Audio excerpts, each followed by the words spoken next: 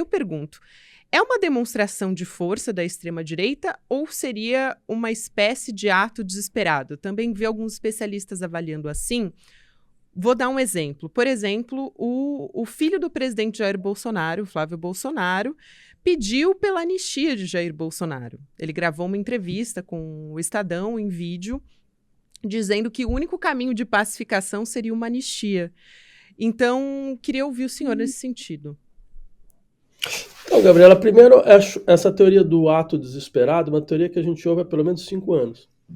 A cada manifestação que o Bolsonaro faz, sempre tem alguém que fala, não, isso é, na verdade, uma prova de fraqueza, não uma prova de força.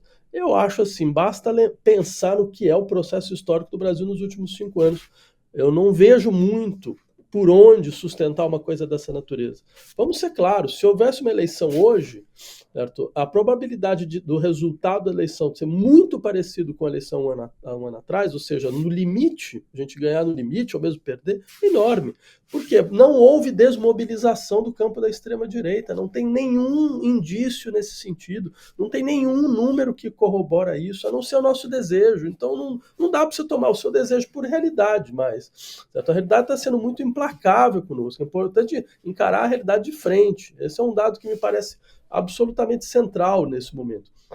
Por outro lado, eu insistiria, numa condição como essa, eu volto a insistir, acho que, de fato, falar na morte da esquerda, é importante lembrar o seguinte, numa vida se morre várias vezes. Né?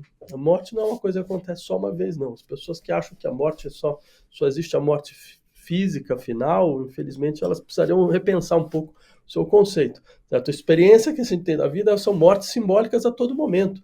Ou seja, necessidade de reconfiguração profunda, de reestruturação profunda, de você fazer cortes, estabelecer lutos muito claros, entender que tem um caminho que você não vai para lugar nenhum, absolutamente para lugar nenhum.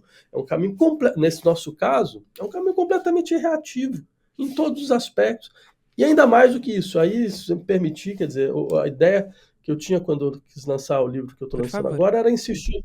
Existe uma perda de uma gramática, inclusive uma gramática de luta, uma gramática de forma de vida em relação à nossa experiência de emancipação.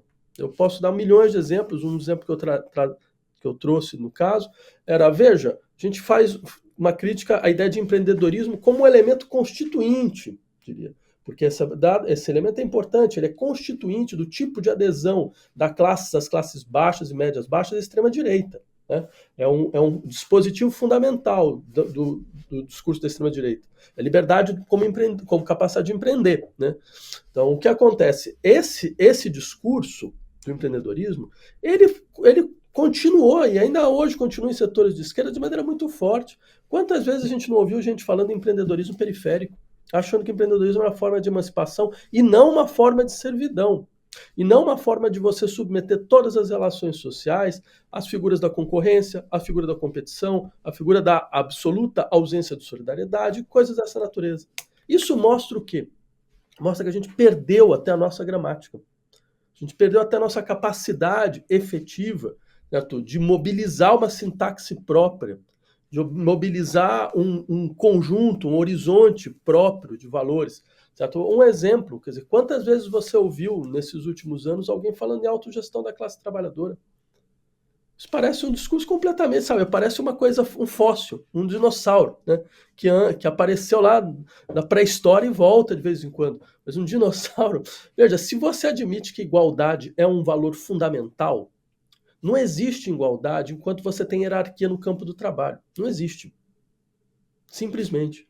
Enquanto você tem 8, 10 horas por dia da tua vida, você está submetido a hierarquias as mais profundas que tiram tua capacidade de decisão, tiram tua capacidade de deliberação, que igualdade é essa? Entendeu?